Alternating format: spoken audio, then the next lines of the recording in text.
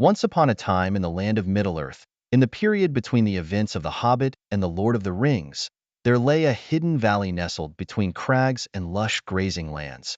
This valley was home to a humble village named Urthur, often unnoticed by wanderers due to its concealed location and the booby traps ingeniously placed by its watchwarden to deter any unwelcome guests.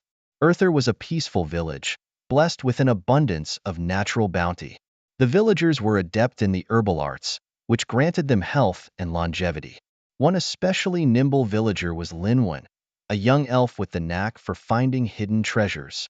Linwen had a keen eye for details that others often missed, an invaluable skill for someone in her line of work.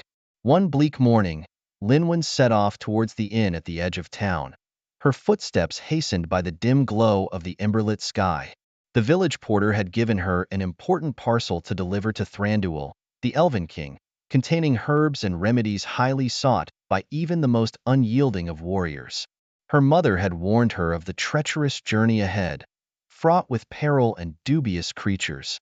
Serendipitously, Linwen bumped into an old friend, Tarmin, a watchwarden with a stern demeanor but a heart as warm as the hearth. Tarmin's keen gaze noticed Linwen's urgency, and with a glare softened by kindness, he offered to accompany her through the most dangerous leg of her journey. "The forest grows more shabby and treacherous towards the north," he admonished. With his watchful eye and her nimbleness, they would make a good team. As they journeyed together, encountering heaps of fallen leaves and oozy marshlands, they shared stories.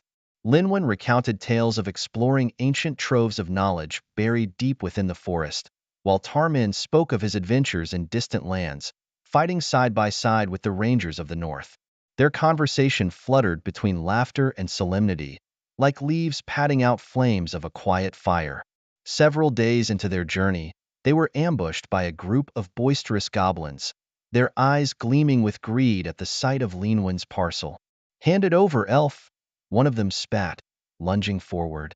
In the ensuing skirmish, Tarmin's blunt sword strokes cut through the melee, while Linwen, agile as ever, darted between their attackers with her dagger.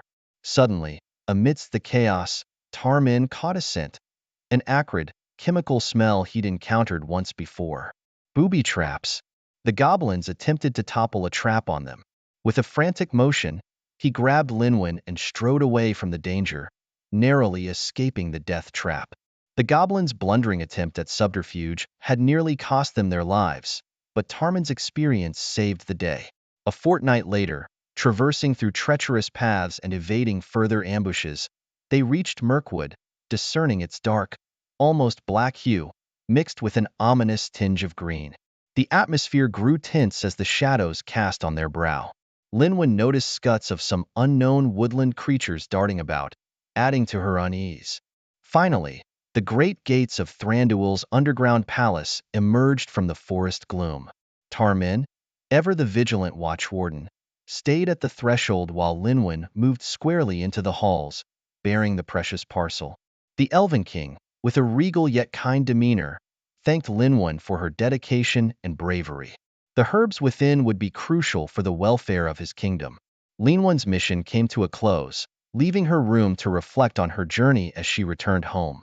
The trip had been fraught with peril, and the boisterous clash with the goblins remained etched in her memory. Yet, amid the dangers, there were moments of camaraderie, lessons learned, and the satisfaction of duty fulfilled. Her tale would echo through the village of Urthur, inspiring many to face even the most treacherous paths with courage and the knowledge that with the right companions, no challenge was insurmountable. The light of the ember had guided her through the bleak and shadowy passages of her quest, lighting the way for others who would come after her.